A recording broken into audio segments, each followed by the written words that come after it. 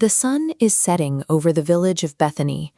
A crowd is gathered outside a cave carved into the rock, standing in deep, quiet grief. Inside that cave lies a man named Lazarus. He has been dead for 4 days. To the people standing outside this tomb, 4 days means absolute, irreversible biological decay.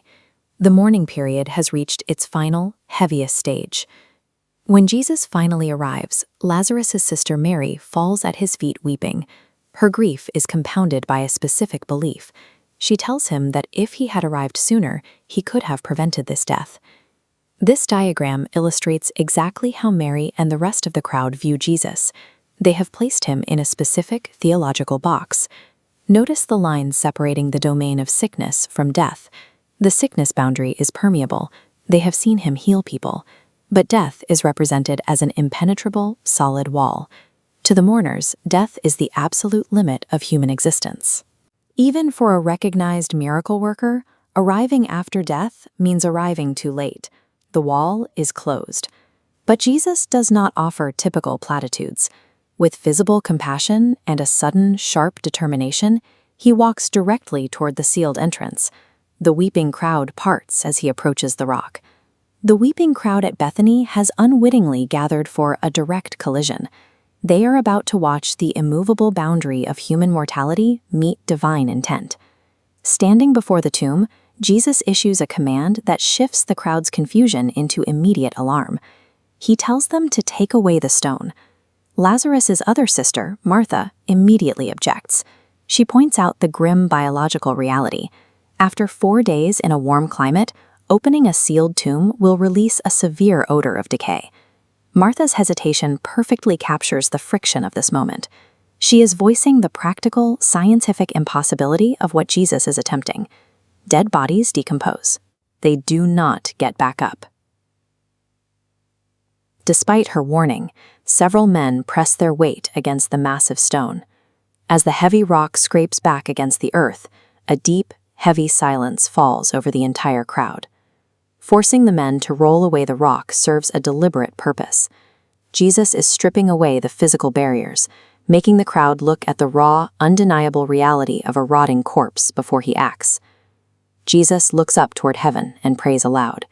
He explicitly states that he is speaking for the benefit of the people standing right there, ensuring they know exactly where the power for the next moment is coming from. Commanding, authoritative tone. Then he steps forward and projects his voice into the darkness, commanding Lazarus to come out. Out of the pitch-black cave, a figure tightly bound in linen burial cloths slowly steps into the golden sunlight. A dead man walks. A shockwave ripples through the bystanders. You can hear gasps and whispers of disbelief as people try to process the impossible, abruptly pierced by Mary crying out in sudden joy. The exact second Lazarus steps into the sunlight, the natural laws governing biology and decay run in reverse. The crowd's firmly held belief about Jesus' limitations shatters completely. In the midst of this chaotic wonder, Jesus issues one final instruction. He tells the astounded family members to step forward, untie the restrictive grave clothes, and let Lazarus go. This physical interaction is crucial. By having the family unbind the linens, Jesus invites the public to put their hands directly on the miracle. They transition from distant spectators to physical witnesses, holding undeniable proof of life. This local family reunion in Bethany operates as a towering public declaration. A man who was once decomposing is now breathing, speaking, and embracing his sisters, proving outright supremacy over the grave. This logic chart illustrates the shift. Previously, the timeline stopped at death, but Jesus positioned himself as the new terminal point, proving he is the resurrection and the life. This forces a crisis. The path branches into an absolute choice: total belief or total rejection. The news of a 4-day-old corpse walking out of a tomb reached Jerusalem within hours. This forced the religious leadership to acknowledge their previous methods of containing Jesus were failing.